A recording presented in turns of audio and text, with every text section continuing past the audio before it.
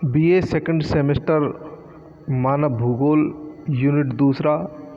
पहला यूनिट हम कंप्लीट कर चुके हैं, ये दूसरा यूनिट है। दूसरे यूनिट का नाम है मानव तथा पर्यावरण संबंध। निश्चयवाद, संभववाद, नवनिश्चयवाद, भारतीय संस्कृति एवं पर्यावरण चेतना। थोड़ा सा इनके बारे में समझ लेते हैं। जब हम इसका सिलेबस देख रहे हैं तो पहले इसको समझ लेते हैं क्या है। निश्चयवाद का मतलब ऐसे सभी विद्वान जो इस बात में विश्वास करते हैं कि जितने भी मनुष्य हैं पृथ्वी पर, वे सारे मनुष्य की जिस तरह की प्रकृति है उसकी जिम्मेदार केवल पर्यावरण है। यानी कि पर्यावरण को इन्होंने सबसे श्रेष्ठ माना है। पर्यावरण मनुष्य पर पूरा प्रभाव डालता है, पर्यावरण सर्वश्रेष्ठ है।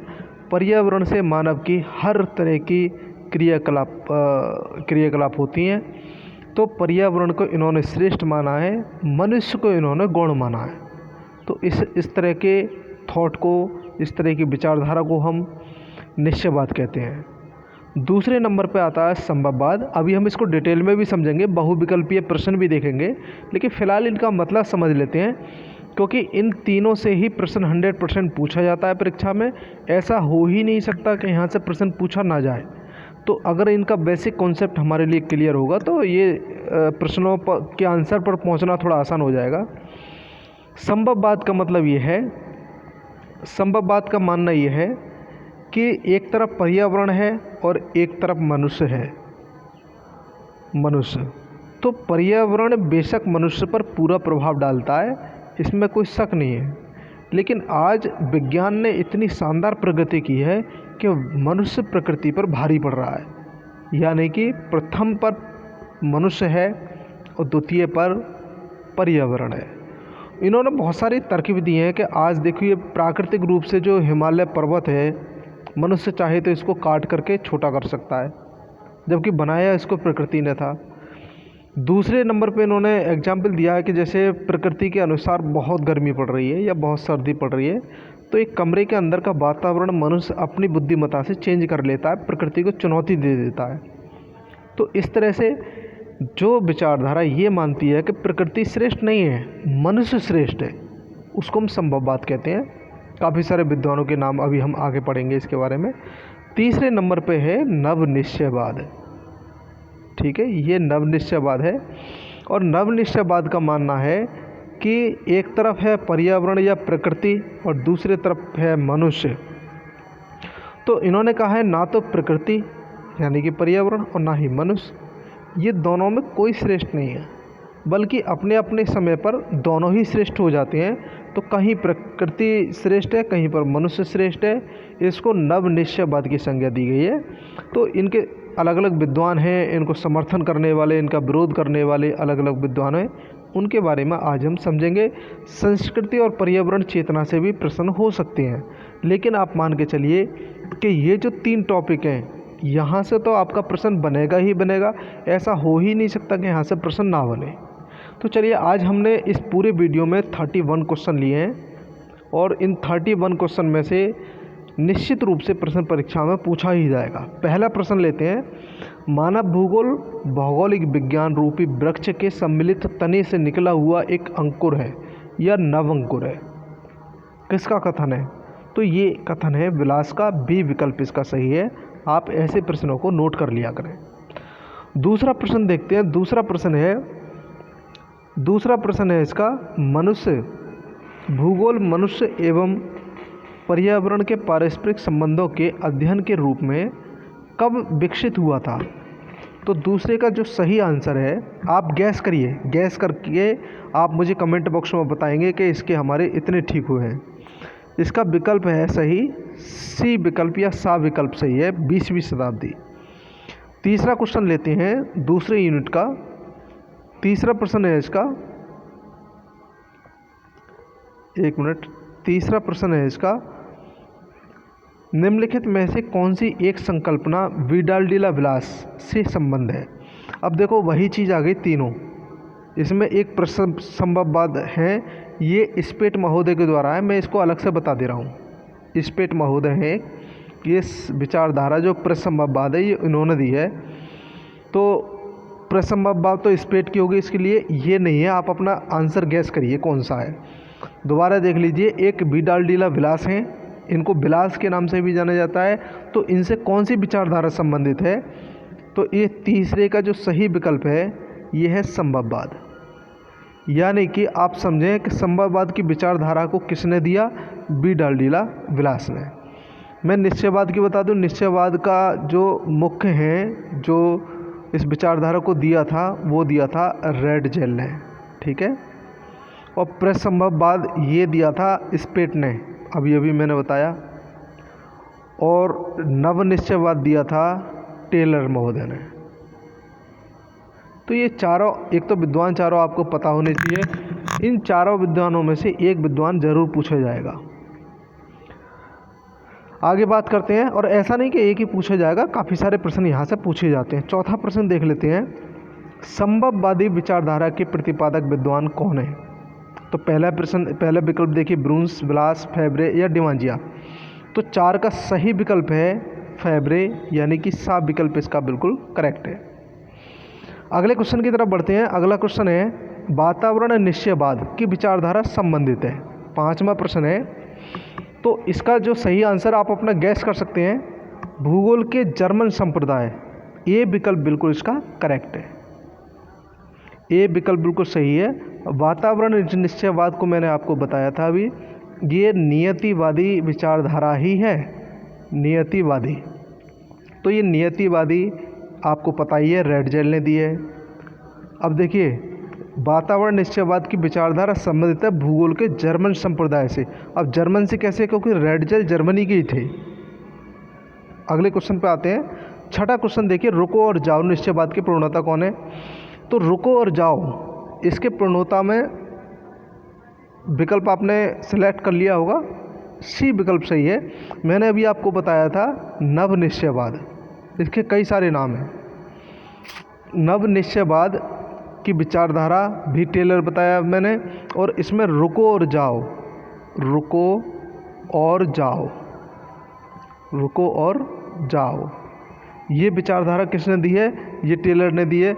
यानी हम कह सकते हैं कि नवनिश्चयवाद की विचारधारा को ही हम रुको और जाओ विचारधारा कहते हैं।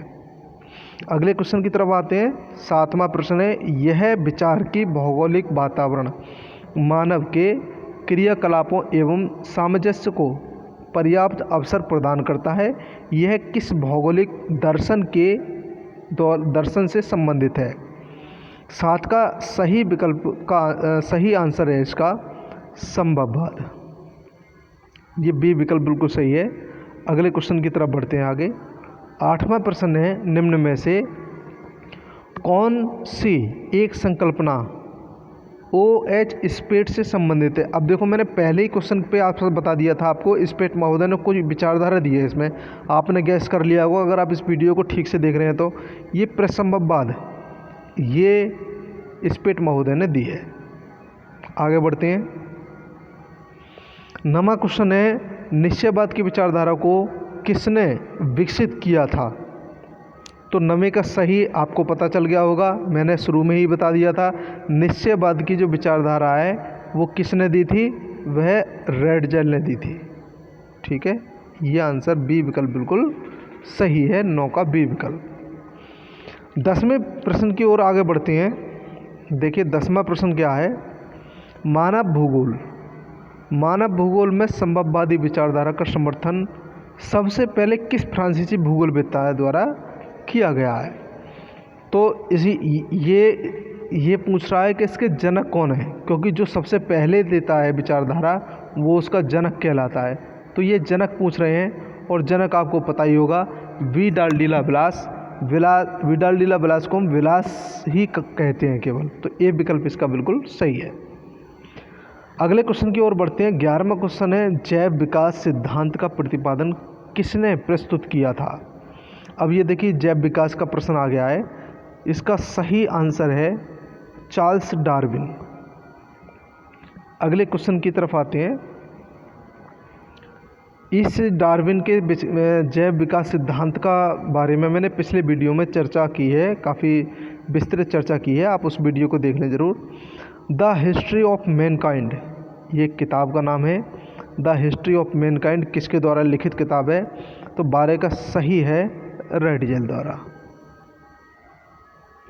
ऐसी किताबें आप नोट कर लिया करें और उनको याद कर लिया करें अगर आप भूगोल सही तरह से पढ़ते हैं तो। समान दशाएं जीवन शैली को जन्म देती हैं, किसका कथन है? 13 का सही आंसर है आपका रेडजेल। रेडजेल का पूरा नाम है फ्रेडरिक रेडजेल। अगले क्वेश्चन की तरफ बढ़ते हैं।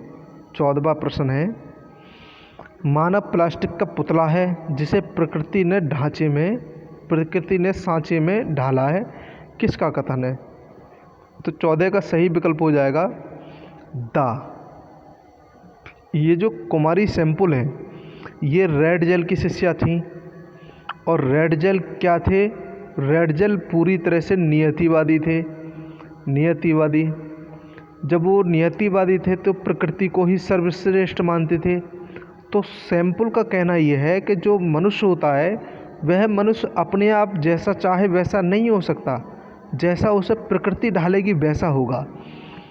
सैंपल ने इसके बारे में विस्तार से कहा है कि जिस तरह से पर्वतीय जो क्षेत्र होते हैं वहाँ पर रहने वाले जो लोग होते हैं उनके पैर मजबूत होते हैं, क्योंकि प्रकृति उनके पैरों को मजबूत इसलिए देती है क्योंकि वो ऊपर चढ़ना और उतरना पड़ता है उन्हें। वहीं जो समुद्री इलाके होते हैं वहाँ के क्षेत्र के जो लोग होते हैं उनके बाजू उनकी जो भुजाएं हैं, हाथ हैं, वो काफ़ी मजबूत होते हैं क्योंकि वो इसमें नाव चला करके अपना गुजारा करते हैं। तो जो नाव चलाने का काम है वो हाथों से होता है, इसलिए उनके हाथ मजबूत होते हैं। और जो मैदानी क्षेत्र के लोग होते हैं वो काफ़ी ज़्यादा इन्होंने कहा है सैंपल ने लेजी होते हैं।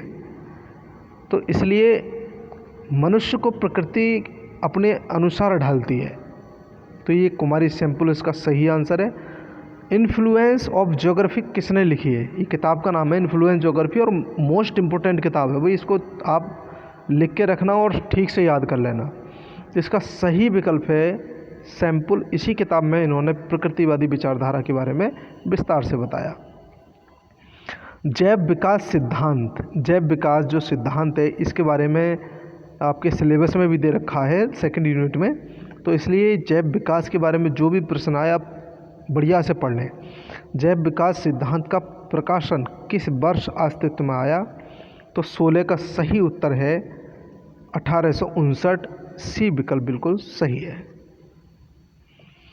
अगले क्वेश्चन की ओर बढ़ते हैं। 17वां प्रश्न है, मानवीय चरित्र एवं व्यवसाय उन वातावरण दशाओं द्वारा निर्धारित होते हैं जिनमें वह रहता है, कथन किसका है? तो 17 का सही उत्तर हो जाएगा आपका हंटिंगटन, और इनका पूरा नाम क्या है?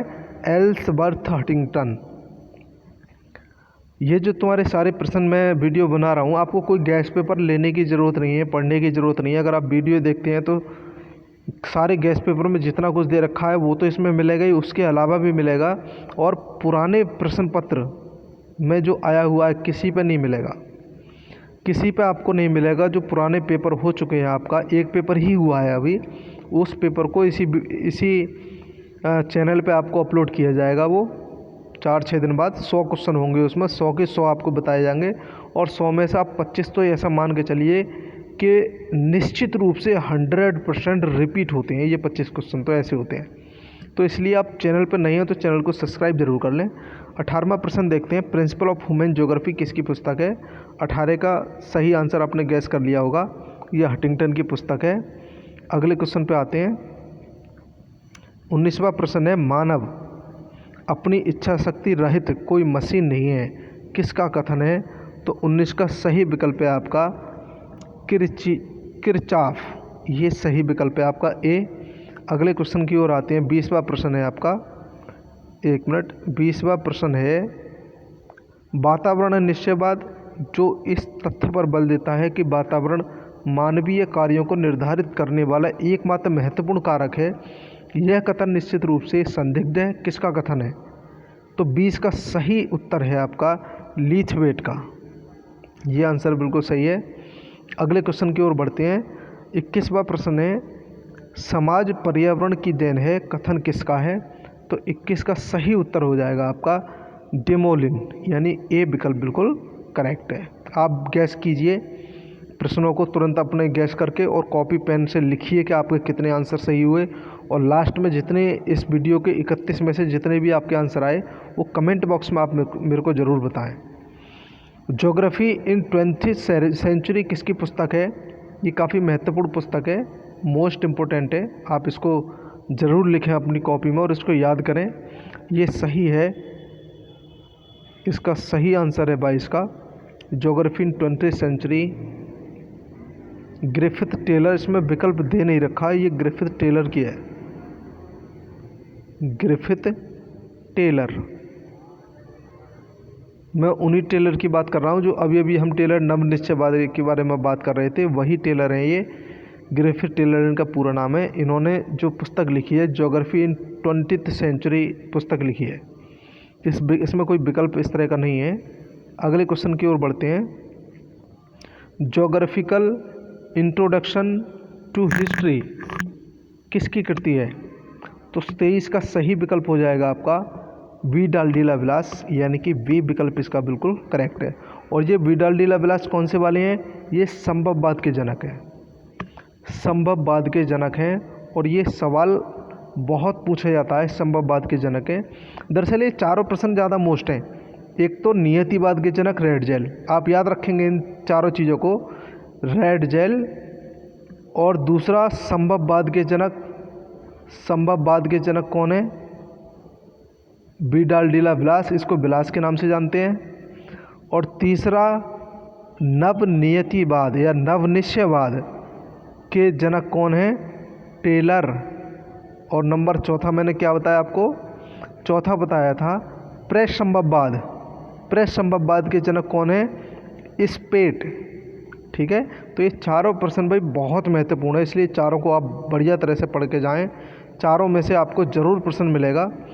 24वां प्रश्न देख लेते हैं। प्राकृतिक वातावरण में अनेक संभावनाएं विद्यमान रहती हैं तथा इन संभावनाओं का उपयोग पूर्णतः मानवीय चयन पर निर्भर करता है। किसका कथन है? 24 का जो सही आंसर है वह है विलास, वीडाल डी ला विलास। आप अपना गैस कर लीजिएगा कि कौन सा आपने सही लगाया। अगला देखते हैं। 25वां प्रश्न है। किस विद्वान के अनुसार प्रकृति का स्थान एक सलाहकार जैसा है? अब देखिए, एक बात तो क्लियर है कि इसमें प्रकृति को केवल एक सलाहकार माना गया है। और निश्चयवाद में क्या माना गया है? निश्चयवाद में ये माना गया है प्रकृति ही सब कुछ है। यानी मनुष्य का अगर हाथ छोटा है, बड़ा है, मनुष्य बुद्धिमान है, कम बुद्धिमान है, साहसी है, नहीं है, तो ये सारी चीज़ों के जिम्मेदार कौन माना है? नियतिवाद में, नियतिवाद में नियति को माना है, प्रकृति को माना है, नेचर को माना है। ठीक है, लेकिन इसमें कह रहा है सलाहकार है, तो डेफिनेटली नियतिवाद तो नहीं होगा। ठीक है, तो इसका आंसर गैस कर लिया होगा आपने 25 का कौन सा सही है? 25 का है वीडाल डी ला विलास। ये आंसर सही है, क्योंकि इनका मानना है कि कभी प्रकृति भी आगे को आ जाती है और कभी मनुष्य भी आगे आ जाता है। तो एक सलाहकार के रूप में इन्होंने प्रकृति को माना है। अगले क्वेश्चन की ओर बढ़ते हैं।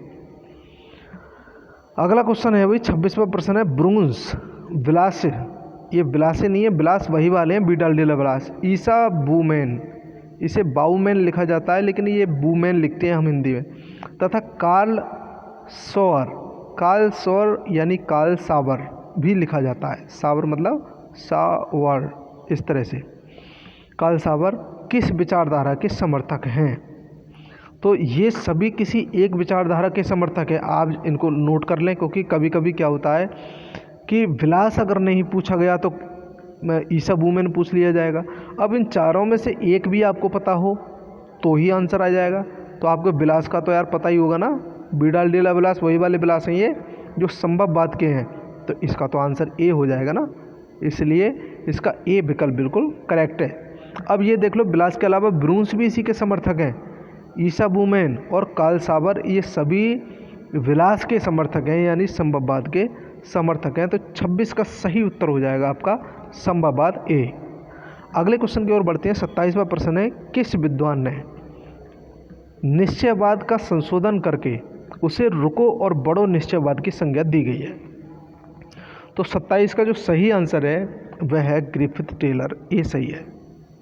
ठीक है, इन्होंने रुको और बढ़ो के बारे में मैं बता दूं, जैसे ये 4 रास्ते होते हैं, यहाँ पर एक पुलिस कांस्टेबल खड़ा होता है और वो गाड़ी जो आ रही होती हैं उन गाड़ियों को कभी किसी को रोक देता है, कभी किसी को रोक देता है, कभी ये वाली लाइन साफ़ कर देता है, कभी ये वाली लाइन को साफ़ कर देता है, कभी इस वाली को साफ़ कर देता है, कभी इस वाली को। तो कहने का मतलब मनुष्य यहाँ पर क्या है, मनुष्य एक कांस्टेबल की तरह खड़ा है।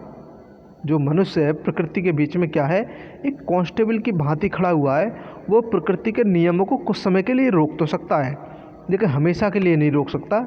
ये कहा है टेलर महोदय ने। तो ग्रिफिथ टेलर का जो सिद्धांत है, इसीलिए उसको कहा गया है रुको और जाओ विचारधारा, जबकि इसका मूल नाम क्या है ग्रिफिथ टेलर का विचारधारा का, नव नियतिवाद या नव निश्चयवाद, ये इसकी विचारधारा है। और रुको और जाओ ये जो बात कहा जाता है वो इसलिए कहा जाता है क्योंकि इन्होंने मनुष्य को एक पुलिस कांस्टेबल की भांति माना है। जिस तरह रोड पर चारों ओर से गाड़ियाँ चलती हैं, उन गाड़ियों को मनुष्य या कांस्टेबल रोक तो सकता है, वो भी कुछ समय के लिए, हमेशा के लिए नहीं रोक सकता, उनकी दिशाओं को नहीं बदल सकता। इसलिए प्रकृति सब कुछ तो है, कुछ समय के लिए रोका तो जा सकता है प्रकृति को, लेकिन हमेशा के लिए नहीं। ये ग्रिफिथ टेलर का मानना है। अगले क्वेश्चन की ओर बढ़ते हैं। 28वां क्वेश्चन है। 28वां क्वेश्चन है नव निश्चयवाद का जनक किसे कहा जाता है। तो यार ये तो मैंने बहुत समय पहले आपको कई बार बता दिया। नव नियतिवाद, नव निश्चयवाद, ग्रिफिथ टेलर, यानी 28 का कौन सा सही है, बी सही है। अगले क्वेश्चन की ओर बढ़ते हैं। अगला क्वेश्चन है नवनियतिवाद को, एक मिनट इसको इरेज करके आगे बढ़ते हैं थोड़ा। ये आगे हम 29वें प्रश्न पे 3 प्रश्न और रह गए हैं। नवनियतिवाद को प्रगति सूचक संभववाद की संज्ञा किसने दी है। तो 29 का सही विकल्प है टेथम दा विकल्प इसका करेक्ट है। ये आप तैयार कर लें, काफ़ी अच्छा प्रश्न है ये। अगले प्रश्न की ओर बढ़ते हैं। 30वां प्रश्न है। ये 30वां प्रश्न है वातावरण की तुलना में मानव की शक्तियाँ प्रायः महत्वहीन और अप्रभावी हैं। इस विचारधारा के पोषक विद्वानों को क्या कहा जाता है। तो 30 का सही विकल्प है नियतिवादी। अब नियतिवादी की बच्चों परिभाषा आप दोबारा से पढ़ लो। वातावरण की तुलना में मानव की शक्तियाँ प्रायः महत्वहीन हैं। मानव की शक्तियाँ कैसी हैं, कमज़ोर पड़ रही हैं, महत्वहीन है, अप्रभावी हैं, उनका कोई प्रभाव नहीं है। तो मैंने आपको यही बताया कि नियतिवादी विचारधारा में मानव प्रथम रहता है, नहीं मानव नहीं, प्रकृति प्रथम रहती है। सॉरी, इसको मिटाऊँ मैं ज़रा।